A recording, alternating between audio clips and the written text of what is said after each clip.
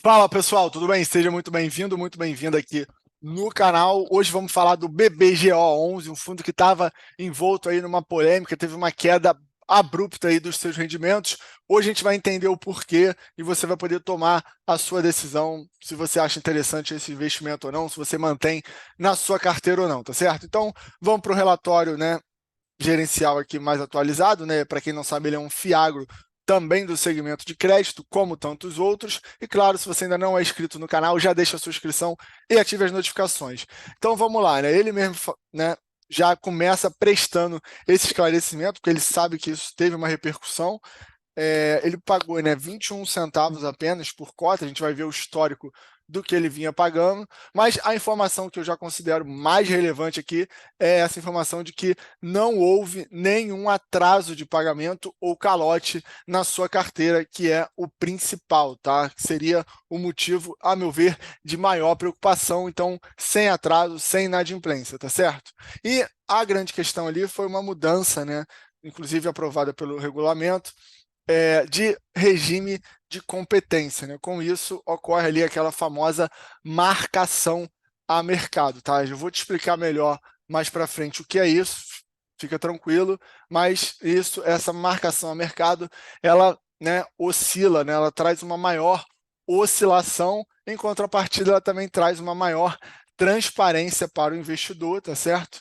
Que ele vai saber exatamente quanto vale a sua carteira naquele determinado dia, né? Existem dois tipos ali, em geral, né? São títulos de renda fixa. Então, existem dois tipos de marcação. Você marca na curva, que é considerar ali praticamente como se você estivesse carregando, como se você fosse carregar até o vencimento do título, ou você marca a mercado, e aí, né, tem uma variação praticamente diária, tá certo?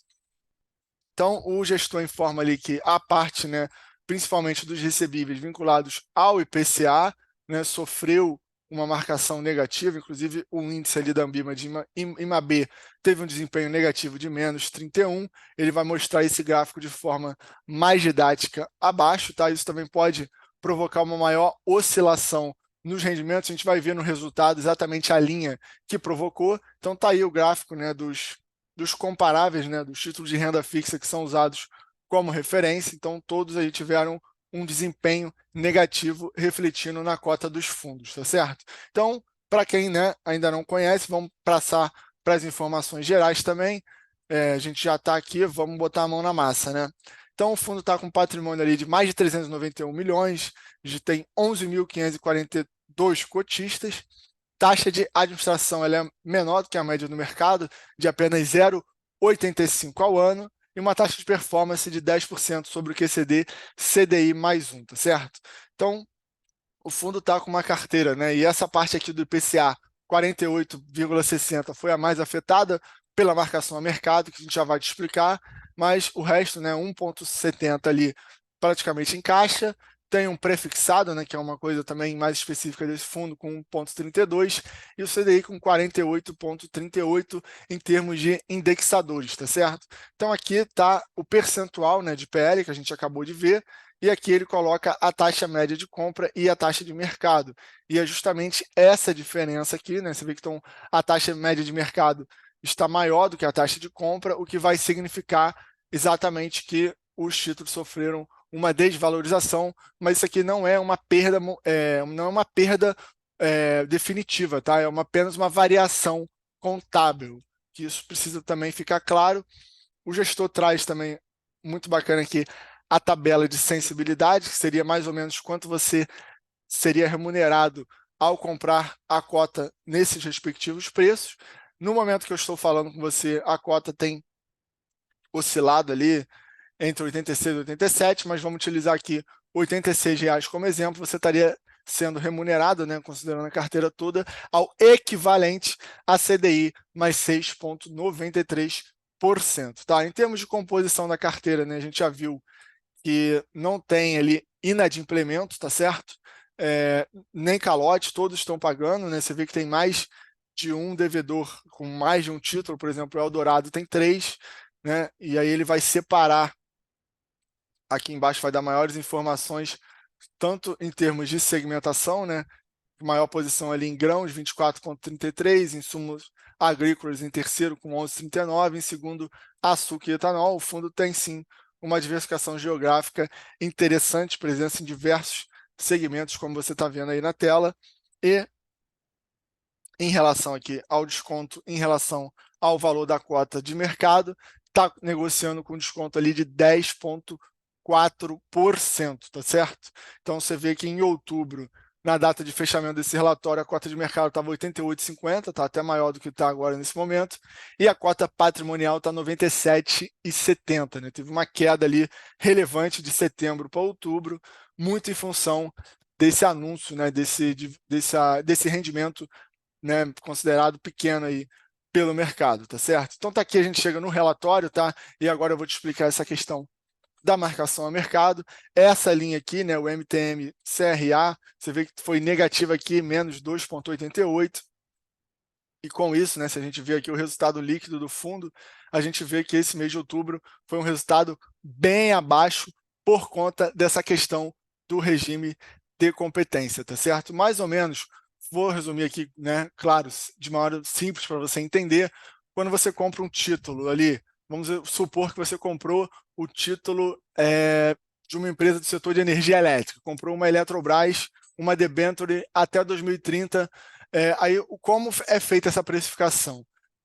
Pega-se ali um título do governo, né, de prazo equivalente, então, por exemplo, uma NTNB, aquele título do Tesouro que paga IPCA mais 6%, e cobra-se ali um prêmio, né, sobre esse respectivo título. Então, vamos dizer, a Eletrobras, que é uma empresa, né, grande, enfim, tem um balanço forte, vai ter um prêmio pequeno. Então, quanto a mais a Eletrobras precisa oferecer ao mercado para que a sua taxa seja atrativa. Então, digamos que em determinado momento essa taxa foi de 0,5%. Então, o título da Eletrobras vai vir no mercado pagando IPCA mais 6,5%, e o título do governo está pagando só 6%, tá certo? Conseguimos entender isso? Beleza. Aí vamos supor que no dia seguinte acontece um problema, alguém dá uma declaração indevida, e essa taxa aí do governo que estava pagando IPCA mais 6 passa a pagar IPCA mais 7, por exemplo. Então, esse título que você comprou ontem, pagando IPCA mais 6,5, ele vai sofrer uma desvalorização para poder se ajustar a esse novo valor de referência, né? Considerando também que o spread em relação a Eletrobras não tem aumentado.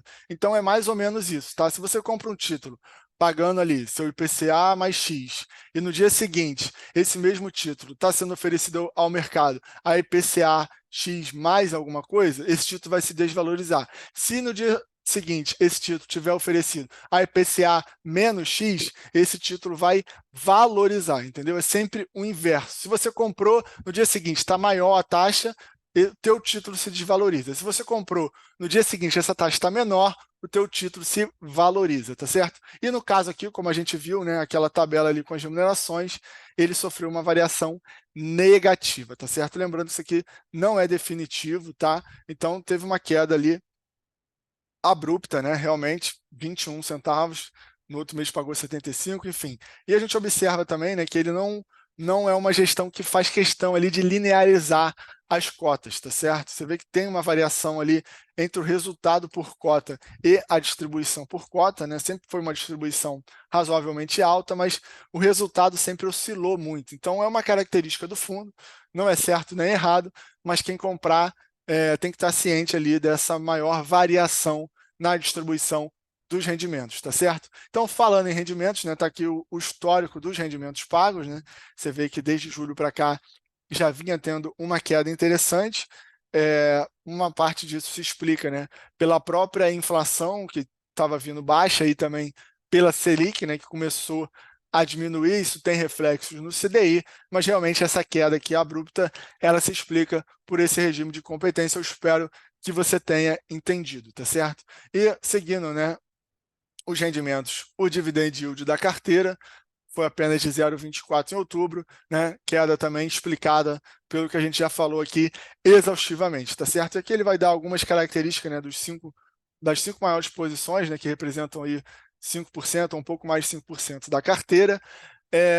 Ele retirou, em relação ao relatório passado, a parte que ele falava ali do agro como um todo, né? Uma pena, porque teoricamente o Banco do Brasil é um dos fundos que mais conhece o agro, né? O principal operador aí do Plano Safra.